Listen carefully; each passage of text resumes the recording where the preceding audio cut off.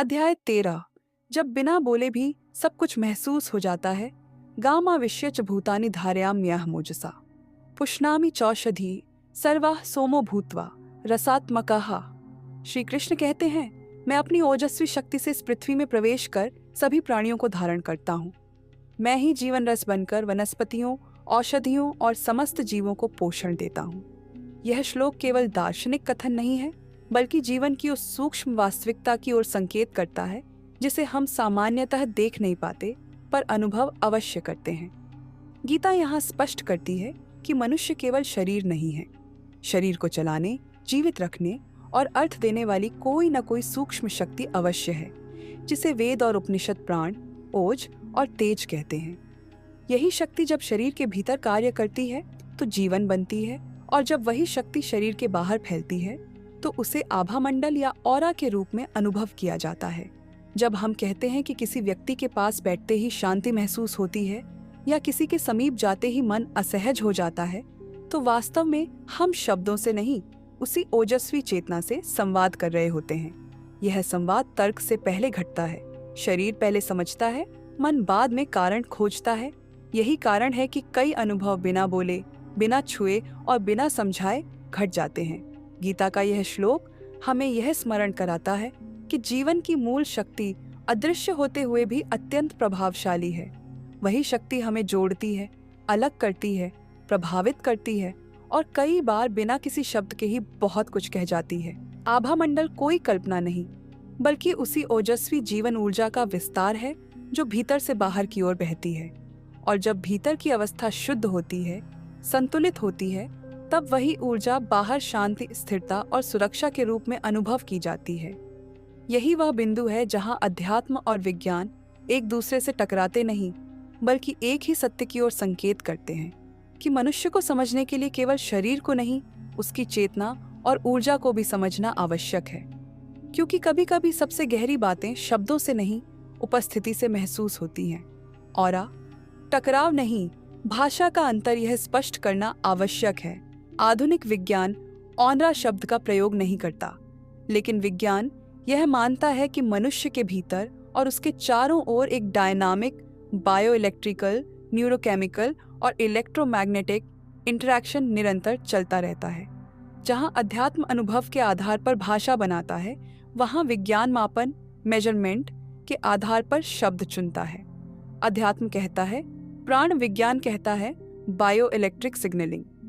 अध्यात्म कहता है, आभा विज्ञान कहता है बायोफील्ड नर्वस सिस्टम रेजोनेंस को रेगुलेशन। यह टकराव नहीं है, यह भाषा का अंतर है, अनुभव का नहीं। आभा मंडल, भीतर की अवस्था का विस्तार। भारतीय दर्शन ने मनुष्य को केवल शरीर नहीं माना, उसे प्राणमय, मनोमय और विज्ञानमय सत्ता कहा गया।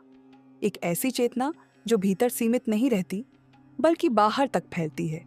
आभा मंडल कोई स्थिर परत नहीं है, यह व्यक्ति की आंतरिक अवस्था का विस्तार है। जिस व्यक्ति का मन भय, क्रोध, असंतोष और तनाव में डूबा रहता है, उसकी उपस्थिति में दूसरों का तंत्रिका तंत्र भी सतर्क हो जाता है। और जो भीतर से शांत होता है, उसके पास बैठकर शरीर अपने आप ढीला पड़ने लगता है। इसीलिए भारतीय परंपरा में सत्संग का महत्व केवल विचारों के लिए नहीं था, बल्कि उपस्थिति के लिए था। आधुनिक न्यूरोसाइंस यह स्पष्ट करता है कि मनुष्य का नर्वस सिस्टम अकेले काम नहीं करता, वह निरंतर आसपास के लोगों की आंतरिक अवस्था से संकेत ग्रहण करता रहता है।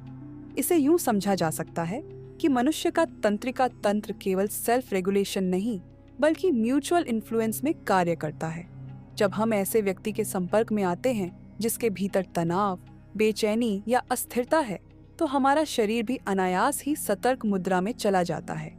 सांसों की गति बदलने लगती है, शरीर चौकन्ना हो जाता है और भीतर एक अदृश्य तनाव उभर आता है, भले ही कोई शब्द न बोले गए हों।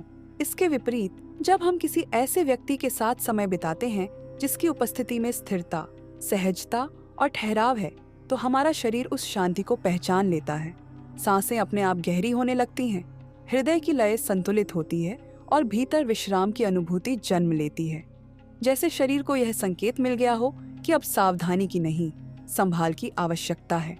विज्ञान इस पारस्परिक प्रभाव को को-रेगुलेशन कहता है, जहां एक व्यक्ति की आंतरिक अवस्था दूसरे के नर्वस सिस्टम को प्रभावित करती है। अध्यात्म इसी अनुभव को ऊर्जा का संचार कहता है। शब्द अलग हैं, व्याख्याएं अलग हैं, पर जो घटित होता है वह दोनों में एक ही है। हार्ट ब्रेन कोहेरेंस, प्रेजेंस का विज्ञान। आधुनिक शोध बताते हैं कि हृदय मस्तिष्क से अधिक शक्तिशाली इलेक्ट्रोमैग्नेटिक फील्ड उत्पन्न करता है। भावनात्मक अवस्था हार्ट रिदम को बदलती है और यह रिदम दूसरों को प्रभावित करता है। यही कारण है कि कुछ लोगों की उपस्थिति ही हीलिंग जैसी लगती है। स्पिरिचुअलिटी इसे प्रेजेंस कहती है, साइंस इसे हार्ट ब्रेन कोहेरेंस कहती है। मिरर न्यूरॉन्स और इमोशनल ट्रांसमिशन। मनुष्य का मस्तिष्क दूसरों की भावनाओं को अनजाने में पढ़ लेता है। इसे न्यूरोसाइंस में मिरर न्यूरॉन सिस्टम कहा जाता है। हम सामने वाले की आवाज का स्वर, चेहरे की सूक्ष्म अभिव्यक्तियां, शारीरिक तनाव बिना सोचे अब्सॉर्ब कर लेते हैं। आभामंडल कमजोर क्यों होता है?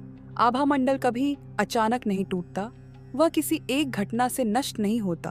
आभामंडल धीरे धीरे, चुपचाप और लगातार कमजोर होता है। ठीक वैसे ही जैसे शरीर में बीमारी अचानक नहीं आती, बल्कि लंबे